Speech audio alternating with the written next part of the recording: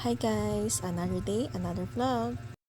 Ayun nga guys, nagpabili yung kapatid ko sa akin ng gaming or office chair wheels. Maglalagay kasi kami ng vinyl, so kailangan naming palitan yung wheels. Bumili ako ng 10 pieces dahil dalawa yung chair.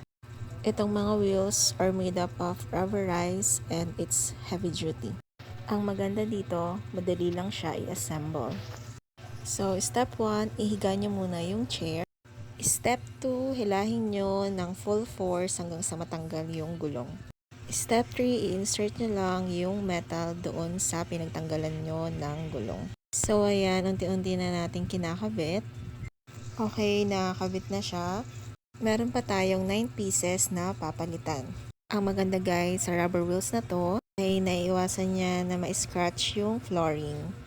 Smooth lang din yung pag-glide.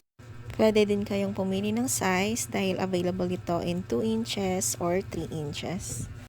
Isang chair pa lang yung inaalisan ko ng gulong at pinapalitan. At wala pang 5 minutes ay napalitan ko na ng gulong ayang chair. Okay guys, so ito na yung ating chair. Napaka-smooth lang niya and hindi siya maingay. As you can see, ang pangit ng flooring namin kaya papalitan namin yan ng vinyl soon. Thank you for watching!